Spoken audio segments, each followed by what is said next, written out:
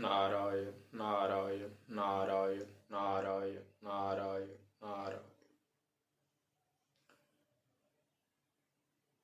सबसे पहले तो मैं सभी के लिए श्री बिहारी जी से मंगल प्रार्थना करता हूँ कि जो भी ये प्रेमी जन हैं उन सभी का वो मंगल करें। आज 31 दिसंबर है और ये जो 2022 है वो आज जा रहा है और कल को 2023 लग रहा है। तो सबसे पहले तो मैं आपको बता दूं कि मन में आया कि चलो ये महीना भी बहुत अच्छा मानते हैं इसको, क्योंकि इसी महीने में यहाँ पर एक बेलवन है जहाँ पर भगवती महालक्ष्मी तपस्या कर रही हैं। तो इस महीने में, केवल इसी महीने में हर वीरवार को वहाँ एक मेला लगता है जहाँ सारे 84 कोस के जो ब्रजवासी हैं उस मेले में आते हैं और ऐसा मानते हैं कि महालक्ष्मी की पूजा के लिए ये विशेष महीना है। तो आप सभी के मंगल के लिए, क्योंकि हमारे मन में तो यही रहता है कि हमारी हर क्रिया केवल हमारा ही नहीं सभी का मंगल करे, तो उसके लिए मन में आया कि चलो कुछ पाठ रख लेते हैं।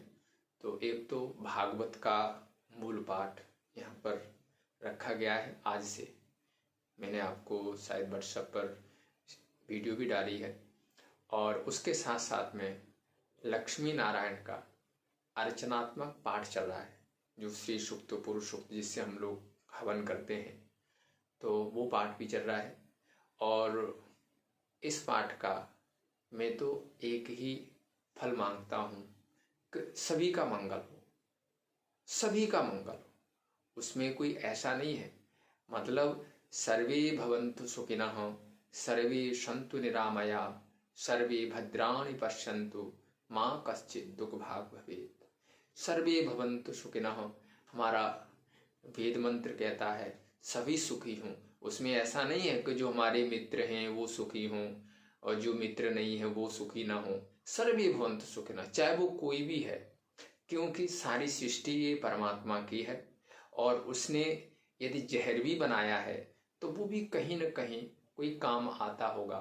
तो इसलिए जो लोग जिनको हम अच्छा समझते हैं या जिनको हम अच्छा नहीं समझते हैं, हम तो सबके मंगल की प्रार्थना कर रहे हैं और हम नारायण से यही प्रार्थना करते हैं कि प्रभु ऐसी कोई कृपा करो कि सभी लोग आपके साथ जुड़ जाए। तो सभी के मंगल के लिए मैं प्रार्थना करता हूँ। और एक विशेष बात, चलो कुछ जो साधक साधना कर रहे हैं उनके लिए मैं एक विशेष, चाहे इसको संदेश लगा लो चाहे अपनी साधना लगा लो, आप कुछ भी लगा सकते हो। एक अभ्यास करें। क्या अभ्यास है? गीता में गोविंद ने अपने मुख से कहा है, मैं नहीं कह रहा हूं, मैं तो उन्हीं की बात को आप तक पहुंचा रहा हूं। गोविंद ने कहा है मया ततम इदम सर्वम जगत अव्यक्त मूर्तिना।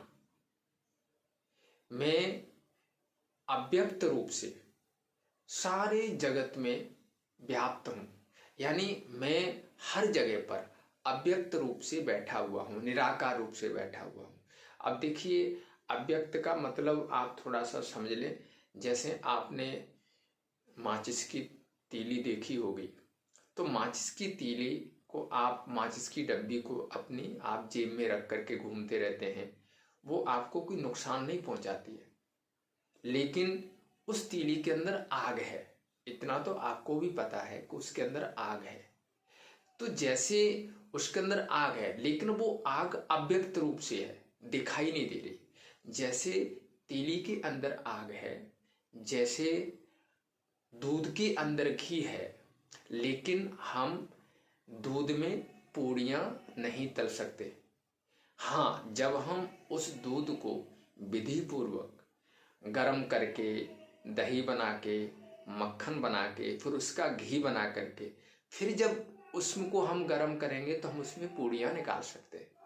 तो यद्यपि भगवान कृष्ण कण कण में है, एक ऐसा आप यदि मेरे पर श्रद्धा रखते हो तो ये आप मान लो कि भगवान हर जगह पर है। उनकी बात पर तो विश्वास कर लो।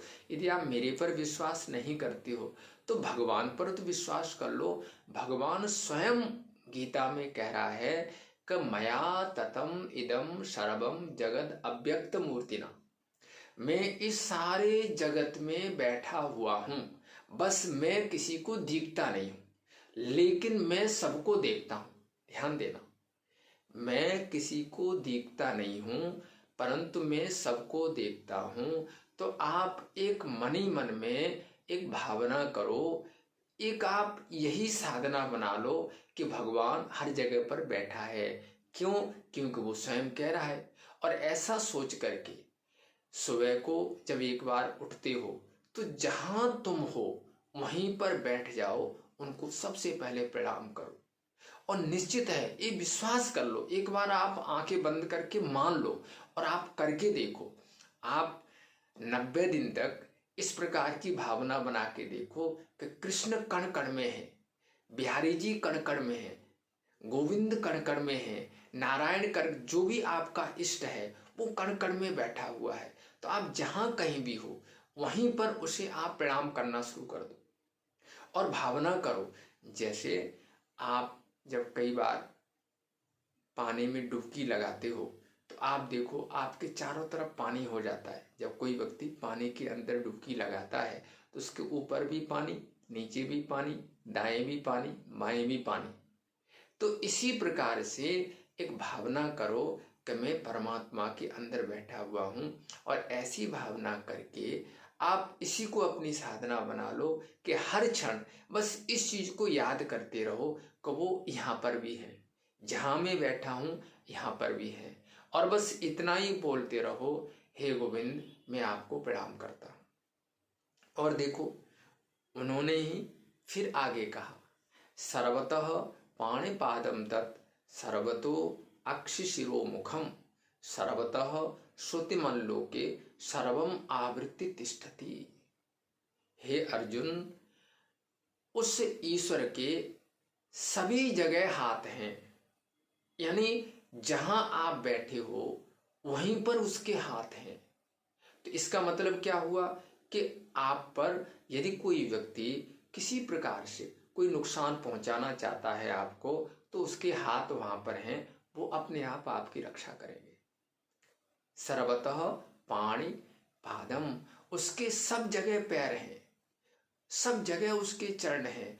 इसलिए मन में भावना करो कि जहां तुम अपना सिर जमीन पर रख रहे हो, अपने मन में भावना करो कि वहां पर उनके पैर हैं, उनके चरण हैं, मेरा मस्तक उनके चरणों में रखा जा रहा है। और मान लो आप कहीं अकेले बैठे हो, कहीं भी आप अकेले अपनी छत पर या कहीं मंदिर में कहीं कोने में जाके बैठ जाओ, या कहीं जंगल में जाते हो, जमुना जी किनारे जाते हो, अकेले बैठ जाओ और 10-15 पुष्प ले जाओ और आप या पत्तियां ले जाओ और कोई भी उनका जो मंत्र है उस मंत्र को पढ़ते हुए आप एक एक फूल इस आकाश में छोड़ते जाओ। जैसे ओम नमो नारायणाय, ओम नमो नारायणाय, ओम नमो नारायण। कहीं भी आप अकेले में जाओ और एक ऐसी भावना करो, क्योंकि वो स्वयं अपने मुख से जब कह रहे हैं कि ईश्वर के सब जगह पैर हैं, तो आपको ये भावना करनी है कि मैं उनके चरणों में पुष्प चढ़ा रहा हूं। तो इससे होगा क्या, आप देखना, आप कुछ समय करके देखो, आपको कुछ ईश्वर संबंधी जानकारी होने लग जाएगी अपने आप। तो सब जगह उसके हाथ हैं, इसलिए मैं सुरक्षित हूं। ध्यान देना, सब जगह उसके पैर हैं, इसलिए मैं कहीं भी सिर झुकाऊंगा उसके पैरों में ही झुकेगा। मैं कहीं भी कुछ चढ़ाऊंगा उसके चरणों में ही जाकर के गिरेंगे। सर्वतः पाणि पादम तत् सर्वतो अक्षि, अक्षि कहते हैं आंखों को, उसके सब जगह नेत्र हैं, यानी जहां तुम बैठे हुए हो आपको वहीं वो देख रहा है। तो देख रहा है तो इसका मतलब क्या है, आप जब कोई आपका मन गलत काम करने को करे तो आप इतनी बात याद रखना, इसको याद करना कि वो देख रहा है। और मैं फिर आपसे बार बार कह रहा हूं, ये मैं नहीं कह रहा हूं, यदि आप कृष्ण के प्रति श्रद्धा रखते हो तो इस बात को मान लो और एक बार मान करके देख तो लो। निश्चित है आपको बहुत शांति मिलेगी, आपके अंदर बड़ी निर्भयता आएगी। तो सर्वतः पाणिपादम तत् सर्वतो अक्षि, अक्षि कहते हैं आंखों को, उसके सब जगह नेत्र है। और अक्षि शिरोमुखम, उसका सब जगह सिर है, उसका दिमाग हर जगह पर है। बल्कि हमारा जो दिमाग है वो उसी के दिमाग से काम कर रहा है। जैसे गर्भस्थ जो शिशु होता है, माँ के गर्भ में जो बच्चा है वो माँ की श्वास से श्वास ले रहा है, इसी प्रकार से हमारी हर क्रिया उससे चल रही है। तो सब जगह उसका सिर है। और अक्षि शिरो मुखम, सब जगह उसका मुख है, सब जगह मुख है। इसका मतलब आप कहीं भी एकांत में बैठ जाओ और आपको कुछ भोग लगाना है तो बस अपने हाथों में रख लो और बस हाथों को ही पात्र बना लो और कहो, हे गोविंद आओ इसको पाओ। और आपको अपने आप भावना करनी है, निश्चित है उसका वहां पर भी मुख है, वो खा लेगा, आपको दिखाई नहीं देगा लेकिन वो खा लेगा। तो और सर्वतः श्रुति, श्रुति कहते हैं कानों को, उसके सब जगह कान हैं। तो इसका मतलब है ध्यान देना, सब जगह कान है तो आप अच्छी बात कर रहे हो उसे भी वो सुन रहा है। और जब आप किसी की आलोचना निंदा करते हो तो उस समय एक बार याद कर लेना इस बात को कि गोविंद कह रहे हैं परमात्मा के सब जगह कान हैं और वो सुन रहा है। तो जब वो सुन रहा है तो वो जान रहा है कि आपके अंदर की स्थिति क्या है।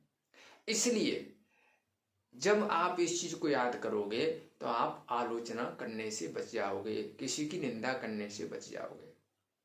सर्वतः श्रुतिमन लोके सर्वम आवृत्ति तिष्ठति। अरे और तो क्या, आपको चारों तरफ से अंदर से बाहर से ढक करके बैठा हुआ है। जैसे हम किसी घड़े को पानी के अंदर डाल दें, गंगा जी के अंदर, गंगा जी का जल घड़े में भर करके और गंगा जी के अंदर डुबो दें, तो जैसे देखो उस घड़े के बाहर भी जल है और उस घड़े के अंदर भी जल है, उस घड़े के नीचे भी जल है, उस घड़े के ऊपर भी जल है। जैसे वो गंगा जल उस घड़े के अंदर बाहर ऊपर नीचे चारों तरफ है, इसी प्रकार से कृष्ण आपके अंदर है, आपके बाहर है, ऊपर है, नीचे है। बस ये चीज आप एक बार आंखें बंद करके मान लो, विश्वास कर लो, अपनी शुरुआत यहां से कर लो। और आपका मन माने न माने, क्योंकि मन कौन सी हर एक चीज को मानता है, बहुत सी बातें ऐसी हैं जो मन ने नहीं मानी फिर भी हमने स्वीकार की हैं। तो आप एक बार मजबूत दिल करके स्वीकार कर लो कि कृष्ण सब जगह पर है। और ऐसा मान करके उसको कहीं भी अकेले में बैठ के प्रणाम करो, अकेले में बैठ के उसकी स्तुति करो, वो सुनता है। और यदि आप इस बात को स्वीकार कर लोगे तो इसका फल क्या होगा कि एक तो आप पाप करने से बच जाओगे, निंदा करने से बच जाओगे, गलत काम करने से बच जाओगे, और एक आपके निर्भयता आएगी। जब जब आपके मन में भय आएगा तो उस समय ये आप याद करना कि भगवान तो कहते हैं मैं सब जगह पर हूं, तो निश्चित है आप इससे बच जाओगे। आज इतना ही। जय जय श्री राधे, श्री राधे, श्री राधे।